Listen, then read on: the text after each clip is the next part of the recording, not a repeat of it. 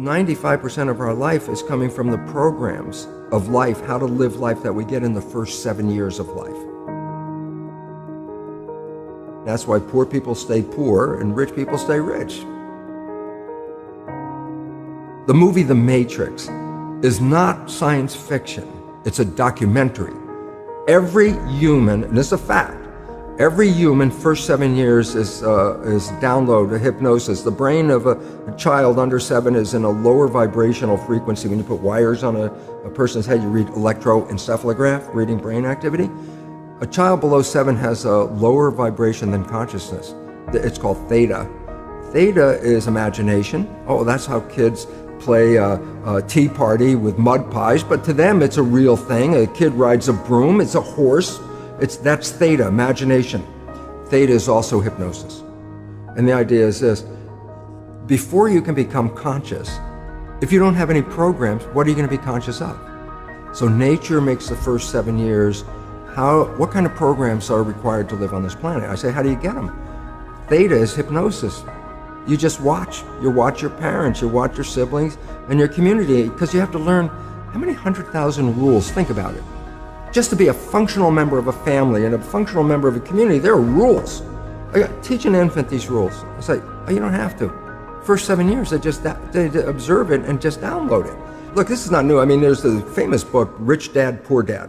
Sure. And basically said you come from a poor family and you could struggle your whole life and try to get rich, but you're not going to make it. And if you come from a rich family, you could be stupid your whole life and make it. Not because it was thinking, but it was unconscious behavior that was downloaded from rich families into kids, which is unconscious. So they're making the right moves unconsciously.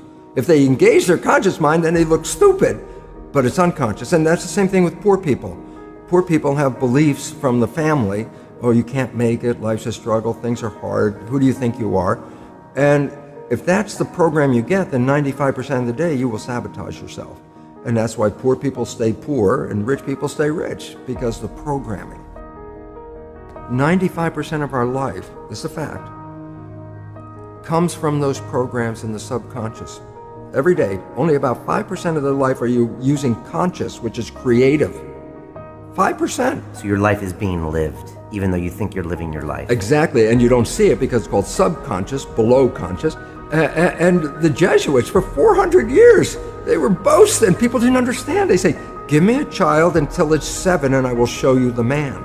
They've been saying that for 400 years because they knew 7 years was the program period. And 95% of your life after that will be whatever that program is.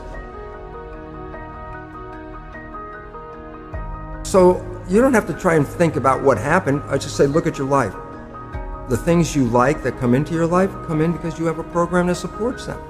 But anything you struggle with, work hard at, put a lot of effort into making it happen, why you're working so hard, inevitably, you have a program that doesn't support that conclusion and you're trying to override the program. So you don't need to do a lot of shrink and psychology stuff. You just look at your life and say, where am I struggling?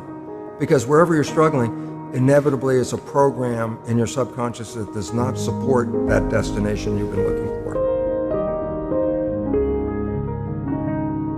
The conscious mind is creative and can learn in any number of ways. Read a self-help book, go to a lecture, listen to this program, and conscious mind's going to get some awareness. And I go, yeah, but subconscious mind doesn't learn that way. I go, right, it doesn't. Subconscious mind learns in 2 fundamental ways naturally.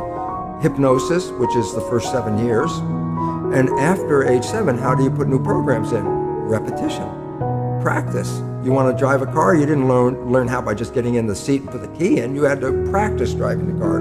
You want to learn the alphabet. How many times did you go from A to Z? Try to go to A to Z before you can complete it. And once you completed it, you didn't have to go back and do it again. So 2 phases. You want to train the subconscious mind, hypnosis, repetition. I like the last one because there's a new phrase that's bandied about called fake it till you make it. Meaning, if you're not a happy person, I say, you want to be a happy person? Then repeat all the time, I'm happy, I'm happy. I say, well, you don't look happy or anything. I say, no, who am I talking to? By repetition, I'm talking to subconscious.